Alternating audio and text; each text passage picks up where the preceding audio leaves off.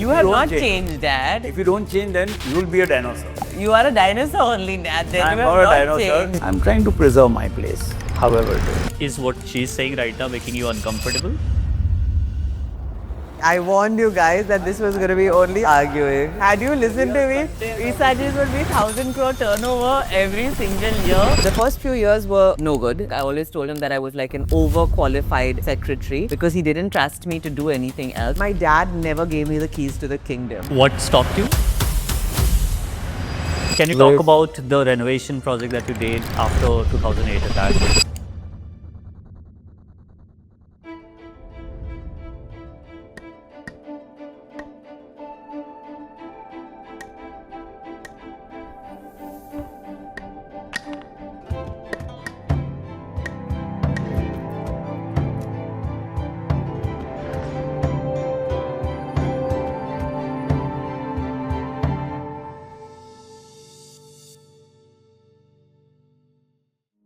The moment I entered Essajees in Colaba, it felt like I had stepped into another time. At the center of it all is Mohamedi Sham, carrying forward a 136-year-old legacy built on trust, instinct, and discretion. But his daughter, Sarah, sees the future differently. She believes in building a visible brand, while he believes in keeping the business private.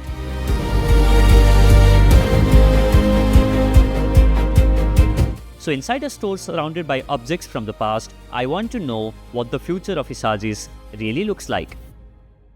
Let's find out. Sarah, sir, welcome to the show. Thank you so much for doing this. Thank you for Thank having you. us. We're pretty excited Thank to be you here. for coming to my home and my humble abode.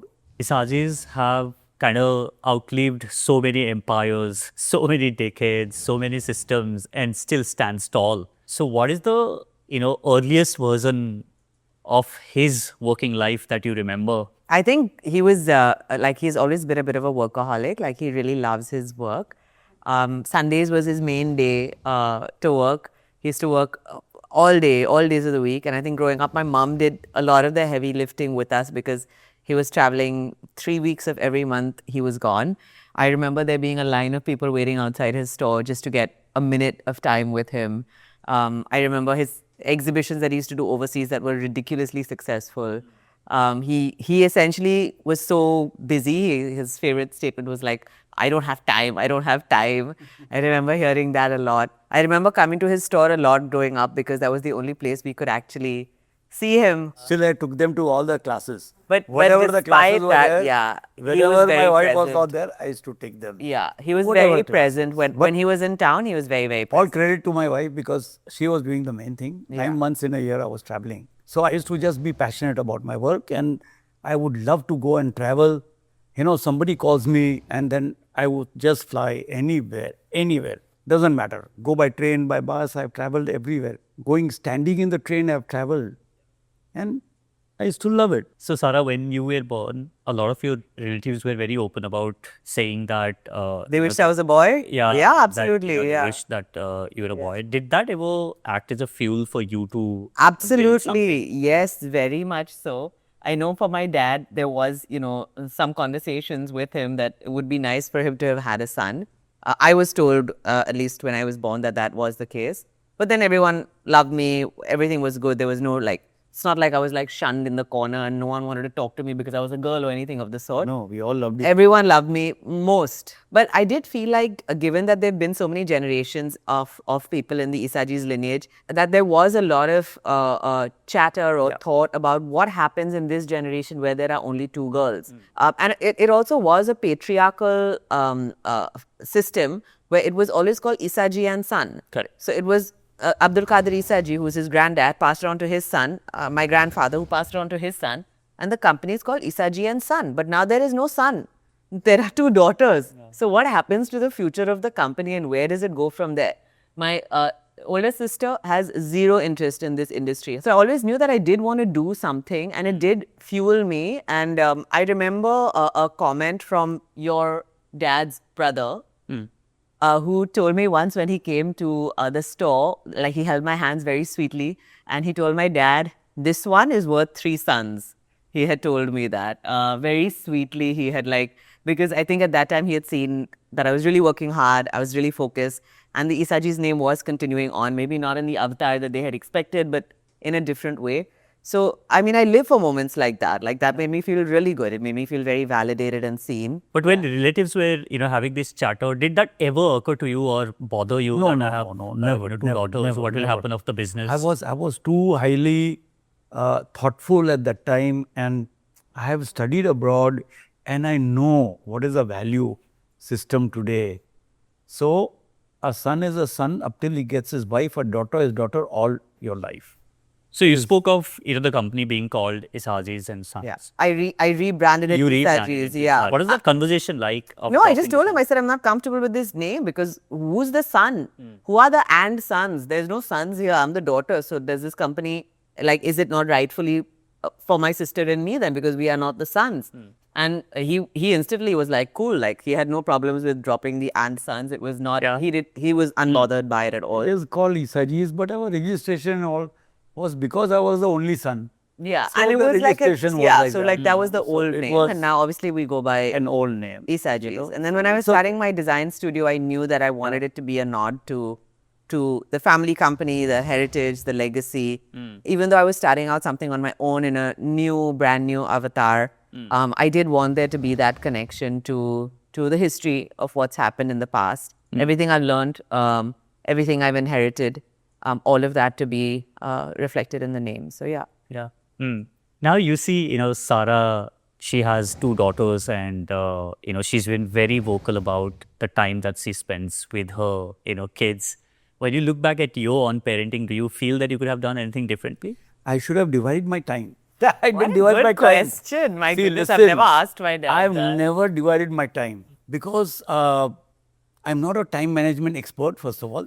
Second thing is that I don't know. Something happens, I just leave them in the middle of nowhere and then I just travel or I go somewhere where some lot was Imagine available. how lovely that was for us. So that was my passion. And I knew that, they are in safe hands. But would you have done anything differently? You're not answering the I question. should have done so many different things in life. I have got a lot of regrets. So you would have spent more time with the kids? Yes. So I think my current hard stops and boundaries are because of my dad, because I always saw him working, burning the candle at both ends, trying to be present for his family all the time, trying to do everything at work all the time, and with no stops in between. And I don't want to live like that. Like, I want to have very clear boundaries between, I will work this much, 9 to 5:30. At 5:30, it's off. I don't want to answer calls. I don't want to deal with anything. I just want to be off and I want to be present with my kids. I don't want to have regrets. I don't want to look back some years later and say, oh, I wish I had done this. I wish I had done that. For me, work is not my life. My kids are my life. My family is my life. My husband is my life. My parents are my life. Life is life. Travel is life. Work is also part of my life.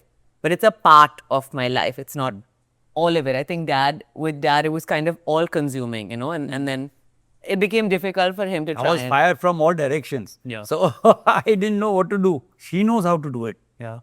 She's a smart girl.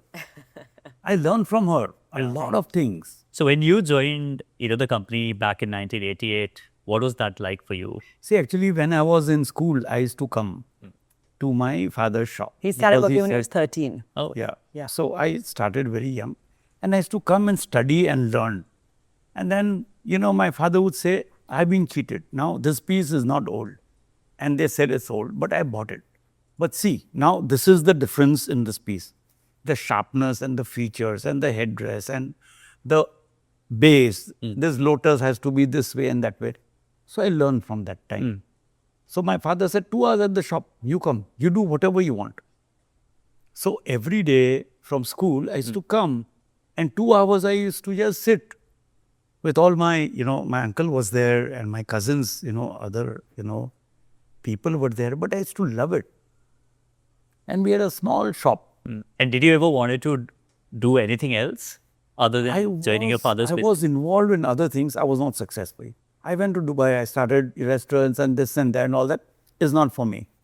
I feel my calling is this only. After 2008 attack, in renovation of the Yes, I've done a lot of books. Essajees, Yeah. you know. He was one of the first people that came in after the 26/11 attacks, like apart from police and official people. Yeah, Yes, can you talk whereas- about the renovation project that you did? Renovation project, I was at Hajj, and then we had a flight after 2 days, and I got so many calls that come fast, come fast. Then I've seen everything with my own eyes. They gave me a pass.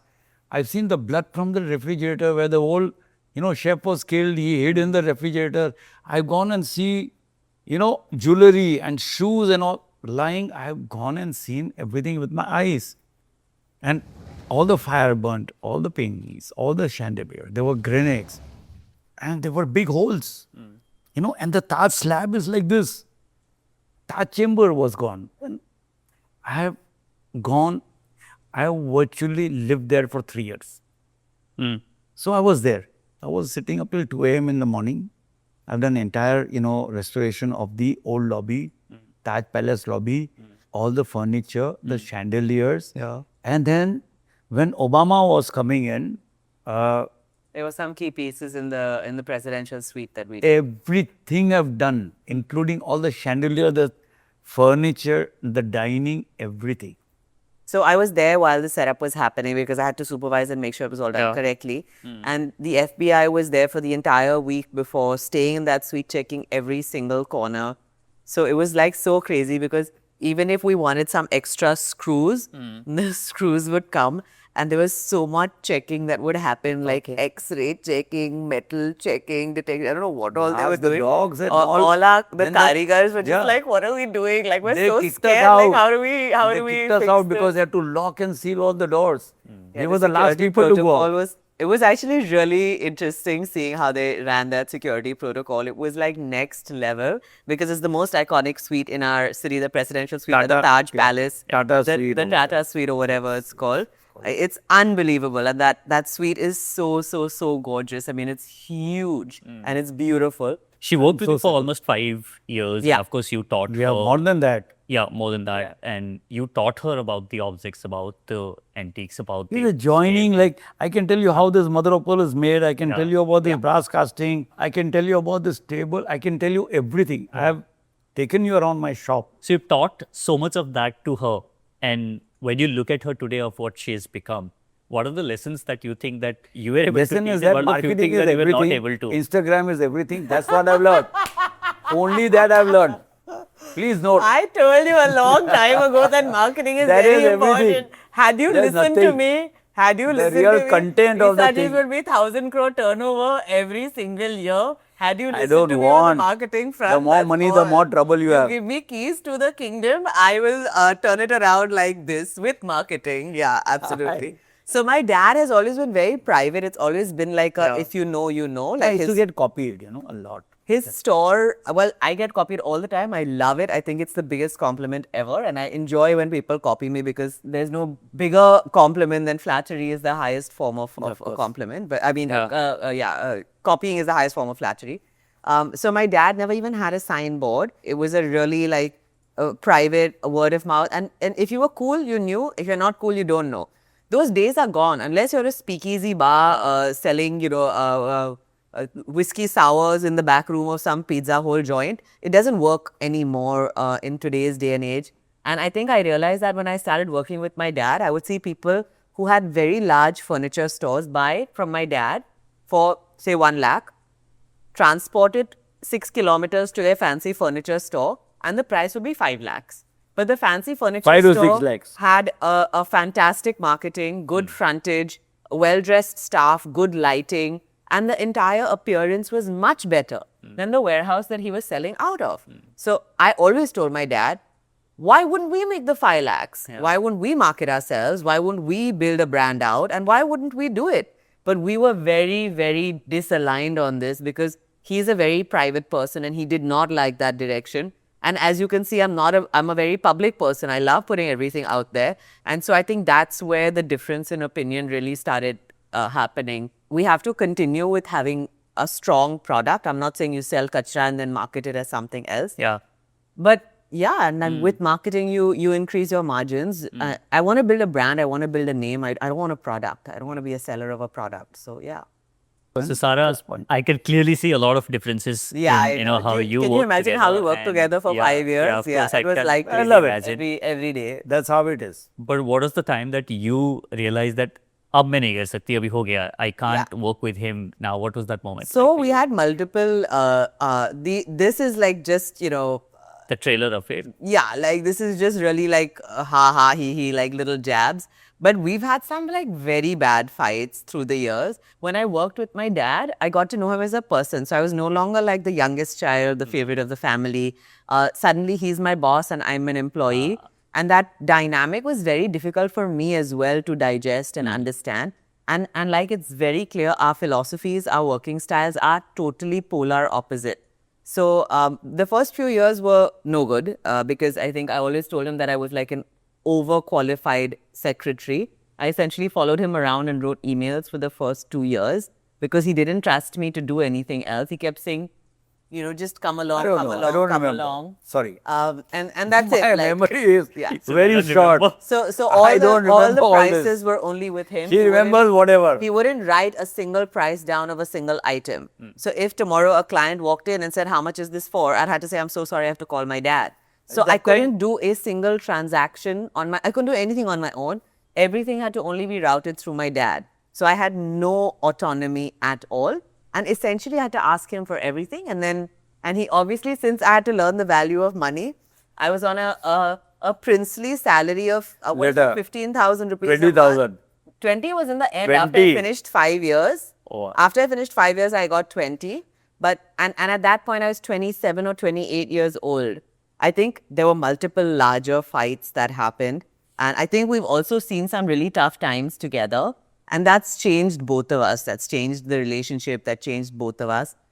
But I feel like the first bit of time when we worked together, then I took a break. I was actually a news anchor for a year in the middle. And then I kind of came back to him.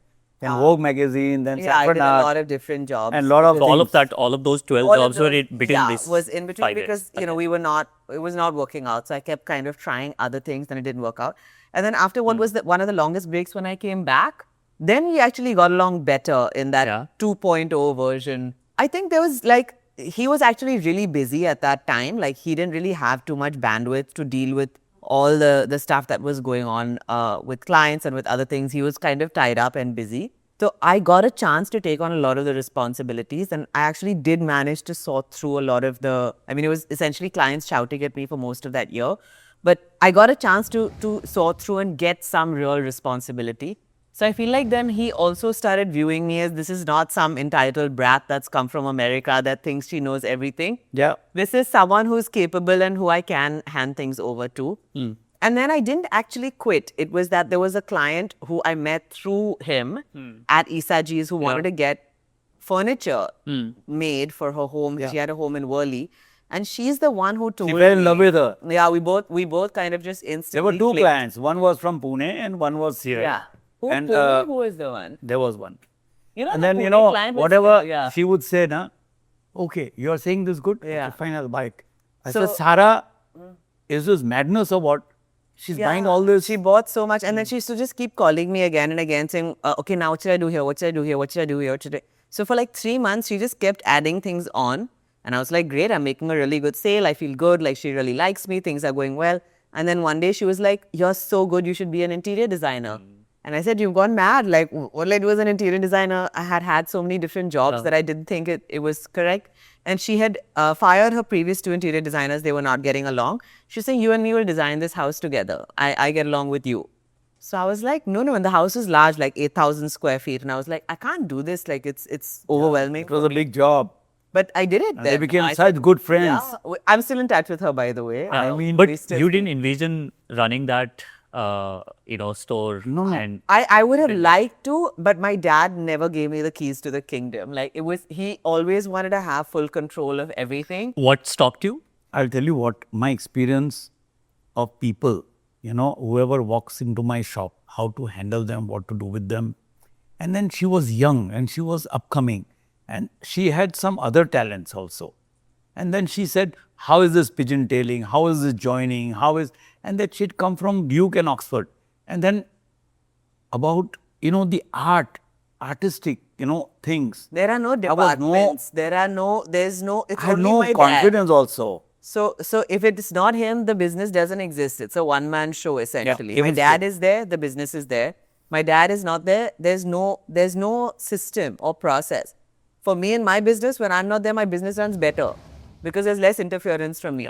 I can bounce for 2 weeks. That's I will why not get a she's single taking phone so many call. holidays. Absolutely. Which I don't. As I should, right? Because I've put the systems and processes in place so I don't have to work every single day and make sure that, every call is with me, and when I'm not there, the ball is dropped. Sarah is saying that she would have loved to work with you and maybe She grow would the... not have become so successful. No, okay, that's the If second I was thing. given my own Yeah. space, I would have loved to, but I was not given any of my own space. So her version of story is she would have loved is fine, that is loved the to work on version, the store.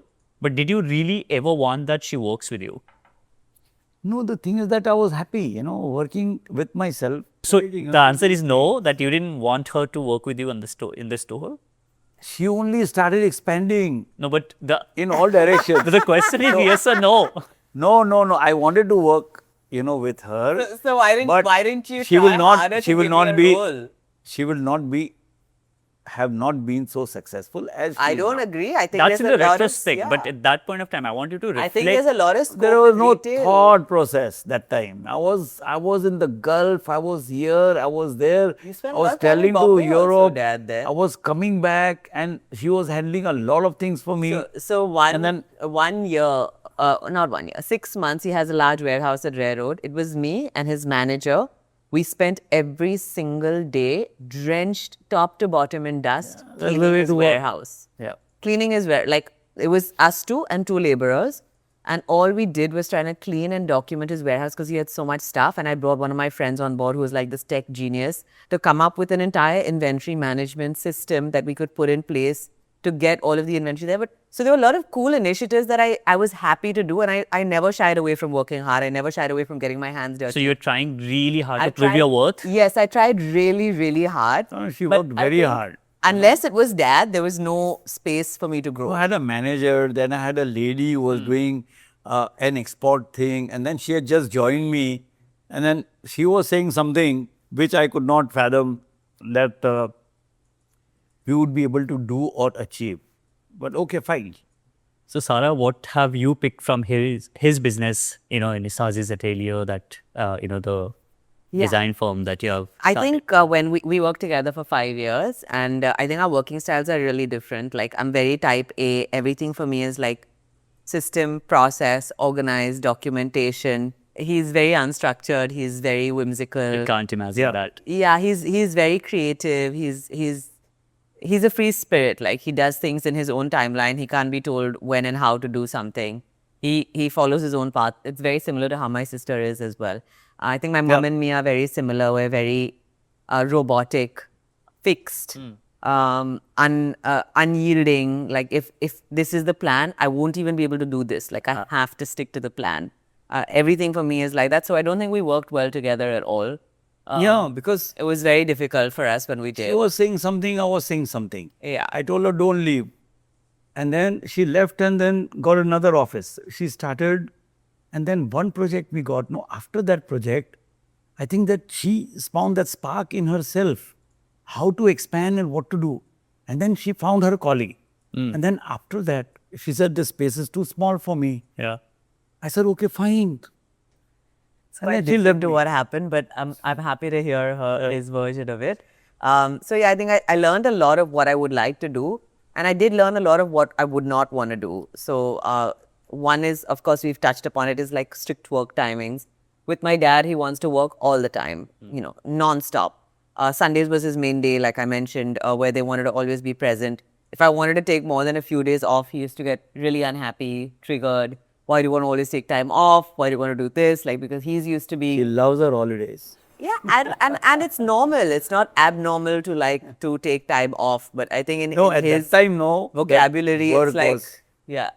very- No, I disagree. So like, I think I've always had a good switch off button. I reset. I know when to take time off and to relax. And my stress levels are, even in high stress situations, pretty low. I think for him, if something small happens, he goes from 0 to 100 instantly. For me, I'm very even-keeled and tempered because I always have time off, releases, ways to make myself feel centered all the way throughout. So one of the things that I learned through working at Essajees was surely work timings, which is what I've incorporated. The second is like I really wanted to have very strong HR systems in place so that everything is systemized and process driven, whether it's leave, whether it's appraisals, whether it's hikes, whether it's, hiring, firing, documentation, everything is very, very systemized. I think my dad has no systems. I have more emotions, Yeah. than anything. So, Then something happens and then yeah. So I said, okay, let it's a it very be, let different it be. system. She cuts off, finish. Yeah. This is it, this is it. Yeah. But I think what I did learn from my dad also was client relationships, like how to really maintain a client relationship and how to keep that going, which I've continued to do in my organization. Because I know that we're not in the business of building homes, we're in the business of building relationships, which is what we always say. Yeah. So it's possible that a client project has not gone the way I would like it to go. Where interior design is tricky sometimes. Out of 100 projects, maybe there are 3 or 4 that have not gone to plan. Someone's unhappy with you, etc., etc. But I would still like to think that we try our very best to even end on a happy and positive note, so that the relationship continues on. And no matter what the outcome is, that we are in the business of building relationships, so we should always be able to be nice to each other, be kind to each other, greet each other nicely, which is something that I've learned from my dad. No matter what happens, you have to just move on, smile, give them a hug, be okay with everything. Obviously, lots of things of what not to do I learned from my dad. And lots of things of what to do as well I learned from my dad. I'll tell you something, I'm a yes man. Client says, I want this chandelier, I want this, I want this. I said, okay, fine, yes, I'm a no man. I say no to everything. Then something goes wrong. Then they say, your man has not done this, your guy has not done this. I'm just a supplier and I'm a maker of stuff. Honestly, I don't even charge most of the time. I charge them for everything. I will tell them I can't do anything that is outside of my scope. For me, chalo, Mohamedi bhai, let's do it. Kar lo, idhar aake, fitting karna hai, ye karna hai, wo karna hai. But that angle is not there. The anchor is not there in the ceiling. Then they said, hook leke aao. Then I have to send somebody to the market. Then they get the hook. Then they get this. Then they do this. And then they said, nahi, abhi to POP, ye sab nikal gaya hai. Abhi usko fitting karo. Then I got fed up. Now I say, do you? Yep. Okay, after seeing her build her business the way she's building, are there few things that you have changed in the way you operate? Not at all. Not a No. single thing. I've changed. Not at in my all. style, I've changed. Not at all. No, the world has changed now. You have not changed, Dad. If you don't change, then you will be a dinosaur. You are a dinosaur only, Dad. Then I'm you have not a not dinosaur. changed, Dad. I'm doing my own stuff, and I'm doing it very Okay, happily. what have you changed? I would really like to I know. love my style of working now, and I No, love but what have the you way- changed? What have you I've changed? changed a lot of Okay, things like? now. When the clients come in now, advance. Okay. So before it used to be 20%. Kya ye le lo, ye le lo, ye lo. Now I have strict rules. I have a hard time believing this answer, but sure. 100% advance before delivery. Now finish. Apart from that, I think there are no other systems and processes. I mean, there's still no HR. He's still not updated his website. He still doesn't have any packaging. Renovation of his store was only done while I was there. Yeah. He I've done my bit. It's all falling on me. I'm trying to preserve my place, however it is. Is what she's saying right now making you uncomfortable? No, I'm very comfortable. She's my daughter. I have to be comfortable with her. We may argue, we may, do some logic. Her logic is different. yeah. My logic is different. So, sir, traditional antique dealing is, more discreet, it's exclusive, and, the trust is built slowly. And if you look at what she's doing, she's putting her life out on Instagram. She's so open, transparent, and vulnerable, with what she's doing. What do you think about like her being so open and out there in the world? What are your... Sometimes, it's dangerous to do all this. Because sometimes I tell her, don't be so open. You have to have something with you that you do not want to share. Even with the kids and everything, she's very, very open. Yeah. In a pregnancy, she was very open. Yeah. she is posting pictures and all of her being 9 months pregnant and doing a Lifting workout. weights and lifting Oh my weights. God, I Yeah. can't tell And you I how can't tell controversial you that was. I don't that know why. how I was it just is, at the gym how it working is. out like a normal No. person. No, It no. drove See, everyone we don't mad. I don't know. We come from a very, of course, traditional background. Forget it. I don't even give a damn Yeah. about. But you know, I just feel that My mother. Do and you all feel her that's a friends bit of drove me oversharing? mad. it is Yeah, he does. not think being so. too open is better. I remember when I started my Instagram journey, my dad was horrified because I started sharing like all my contracts, who my contractors were, who my vendors were. And he literally called me saying, "You have gone mad. Are you mad or have you gone mad? You cannot share," because when we were growing up, we knew all these very big established designers, and it was all secrecy because that's how you did your business. There was only 20 rich families, and there were 6-7 designers that had a monopoly of all these families, multiple projects. So you can't share. You can't say that, oh, this is my main contractor, this is my main vendor. That's the environment in which he's grown up in. But according to me, things have changed. Now there are 2,000 rich Indian families. Yeah. And chalo, there are 1,000 good designers, but there's plenty of work for everybody. And sharing is what has actually made my business grow, not shrunk my business. So my thought process is very different. I feel like the more I share, the more I'll grow. His thought process is the more you'll share, you'll be finished, destroyed, and your whole business will be taken down by someone else who's going to copy you. Yeah. So I think there's a very fundamental difference in thought process there, which is where we disagree. See, I'll tell you what. Where I buy from, I can't share. Whom I sell to, I can't share. Why? My clients come and tell me, Yeah, but why Here- can't you? no. The thing is that if they buy a piece, important piece, they don't want the world to know. I've got that kind of clientele. So my dad also is like, is little suspicious of the internet in general. So I remember when he first started his Instagram journey, like obviously given that Oh, you Instagram, put him on Instagram? No, we put Essajees on Instagram very long ago, okay? And I used to manage that page like ages ago. And I remember we posted some things of some like candle stand and some pieces that we were selling as, I'm sure you've seen there are lots of smaller items as well at Essajees. And he would get inquiries, and a lot of them are unserious inquiries. Price, please, DM me price. And I'm like, that's how the internet works. He got so worked up. He was like, who are all these useless people sending me all these messages? They're not even legitimate Calling me- clients. They're just calling me non-stop. I don't want all 10 these times people a day cancel everything. for something which is worth 10,000 rupees. लकड़ी कहाँ से लाया? जैसलमेर से लाया. लकड़ी में झरोगा कैसे बनाया? इसने बनाया.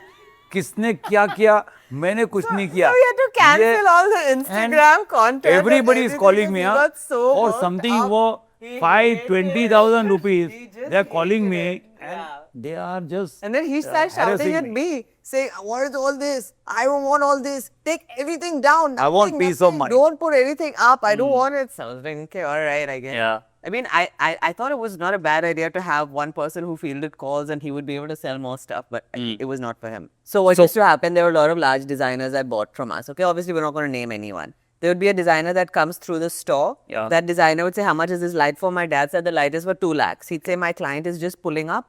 Now say the light is for 3.5 lakhs.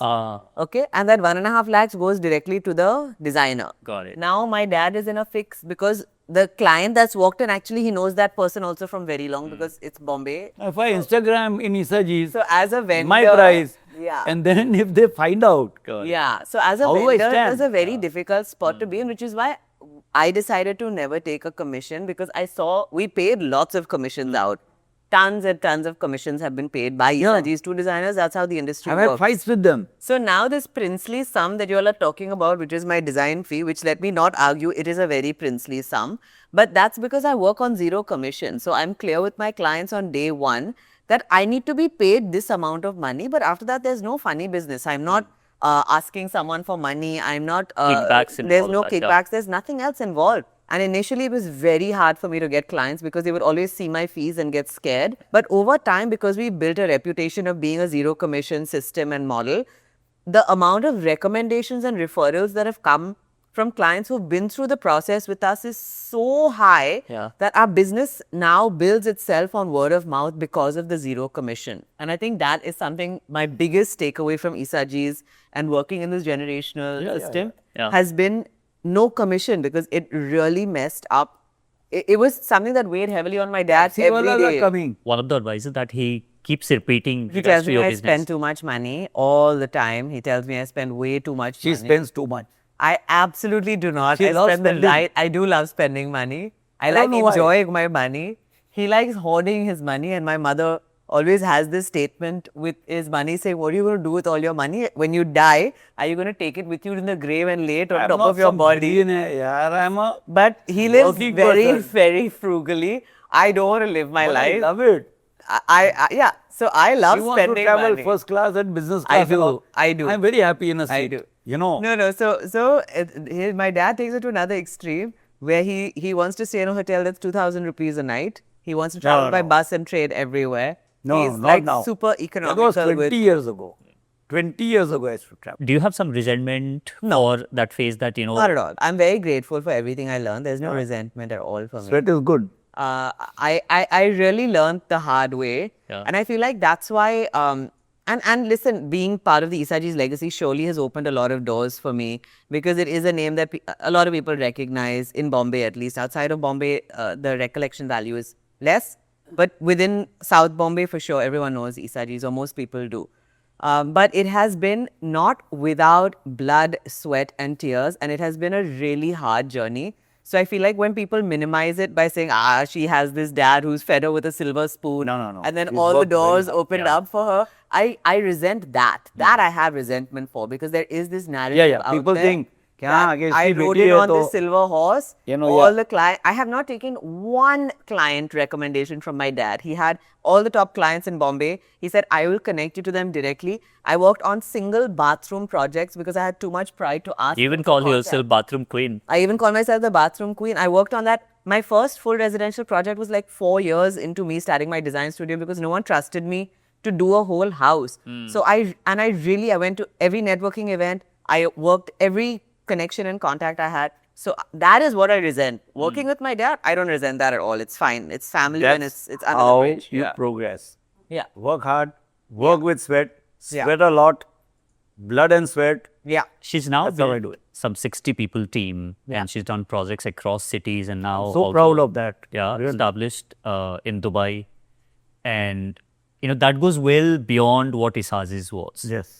And she does some most amazing things that I have seen. And I was just like surprised. I was thinking, what she's doing there in Dubai. Yeah. Then one day, she said, Dad, travel with me. I went with her. I saw that and it was like, wow. So what do you feel about the way Sarah is now carrying forward the Essajees legacy forward? She's working too much. I told her to cool down.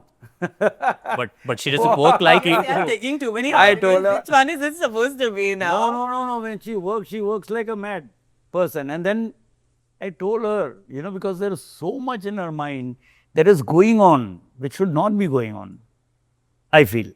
I mean, as a parent, I'm sure you would be worried about me, so I understand. Because I'm worried about, when her daughters get fever, my wife doesn't sleep in the night. Honestly, I am worried. But they are just cool. She both and her husband is more cooler. He's like a piece of ice. That's good also, in a way.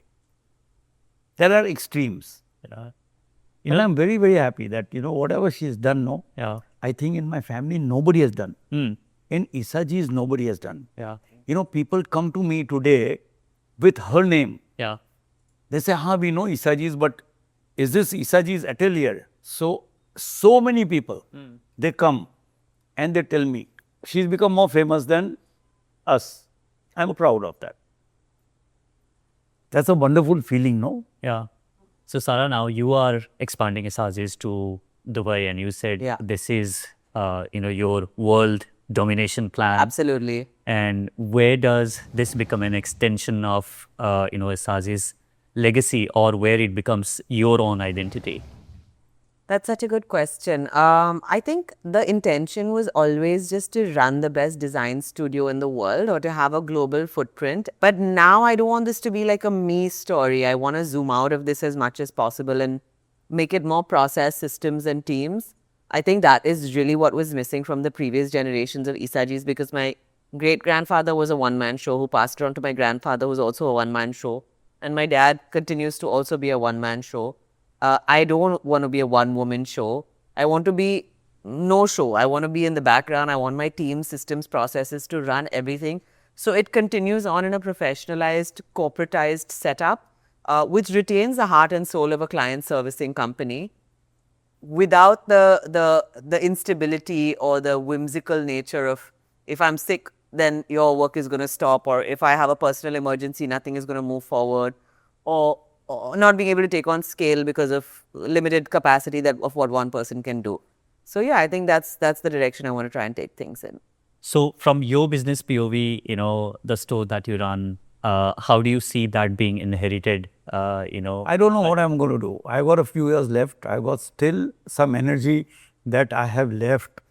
I can't just sit and just say, okay, chalo, I'm going to be at home and I'm going to retire. I don't want to do that. I want to every day get up and go to work.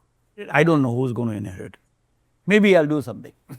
I'll find some charitable institution or That's something. not a bad idea. A dog or cat charity. Because I do love them. Yeah, absolutely love animal I don't know. organizations. I would love that. What? Yeah, that sounds awesome. I will, Your wife would be I will really do happy something. with that also.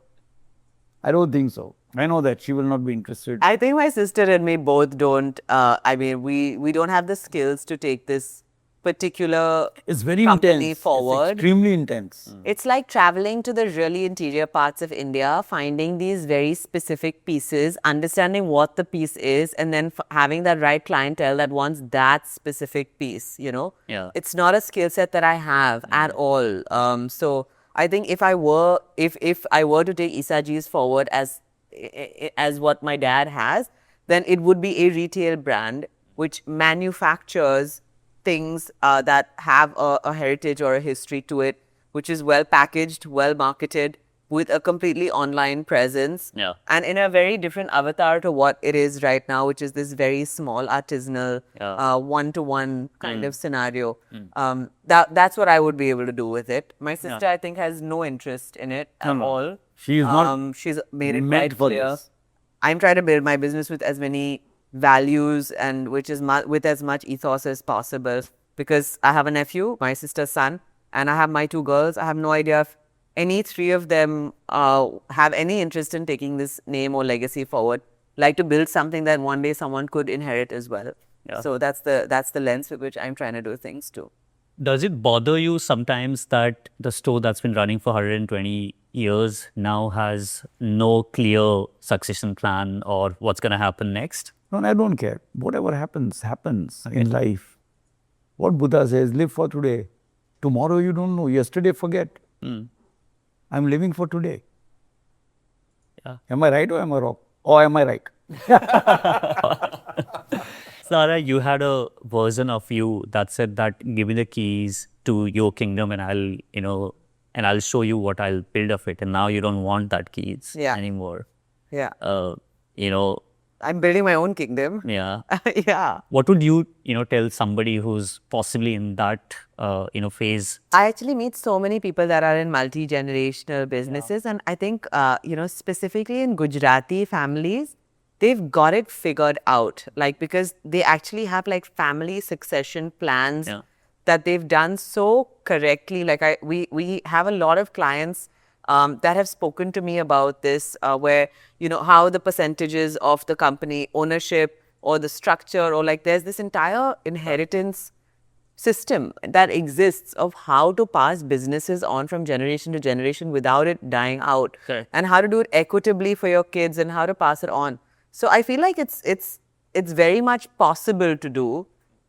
But there has to be a clear role and responsibility, if it's in a scenario where you're just essentially a glorified secretary, then it's not going to work. But for someone who's thinking about working with their parent or taking a family legacy and business forward, it's never an easy decision, and I'm sure weighs on everyone quite heavily.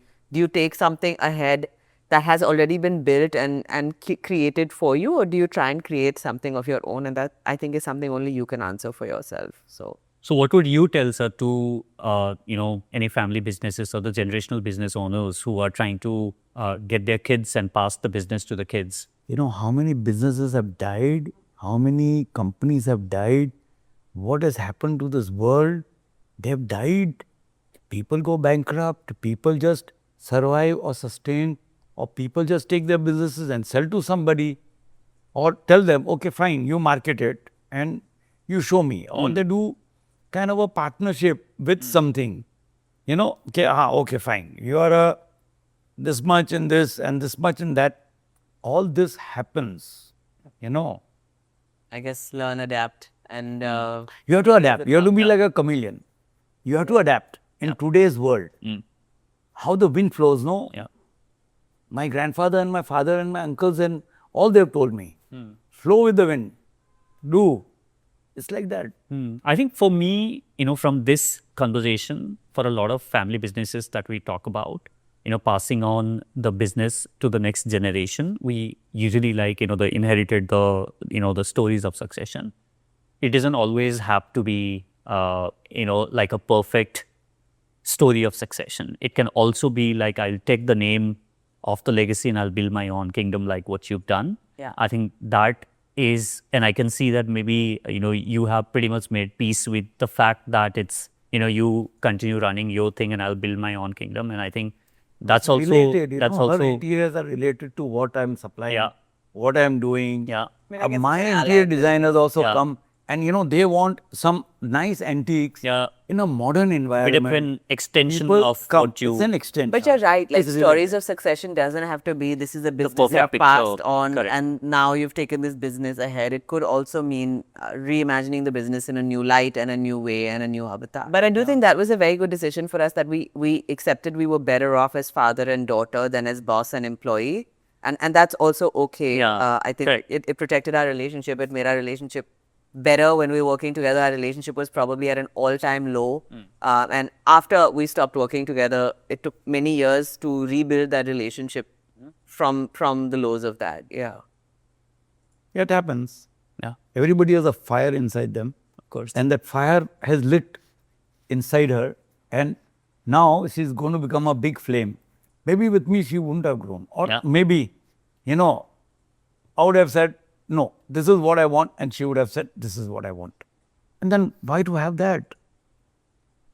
I'm happy now that Absolutely. she's doing what she's doing.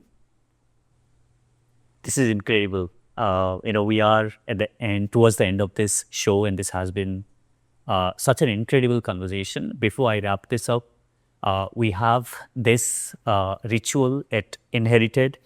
We call this the Legacy Slate. So, for whatever reason, this 130 years of legacy, the story, all the pieces that you have collected and so beautifully adorned in your store, and how much you love them, for whatever reason, let's say they all are going to be wiped up tomorrow. Everything that you've built, every story, everything is going to be wiped up.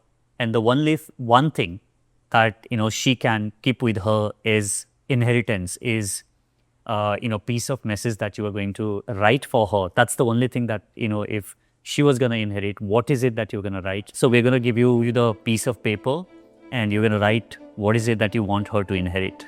Okay, all right.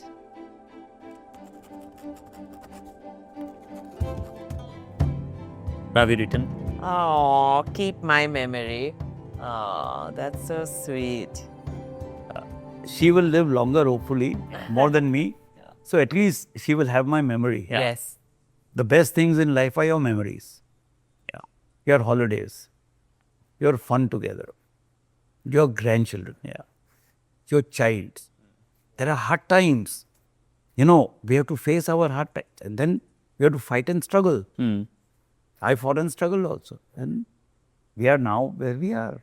Thank you so much for being on the show and being so open and transparent in sharing and talking about the business and the legacy. And I'm sure this conversation is going to inspire a lot of family businesses to really say that it's okay not to agree on a lot of things and still you can, build your own things and while still keeping the name of the legacy that you have inherited from generations. Thank you so much. Thank you. Thank you. Super.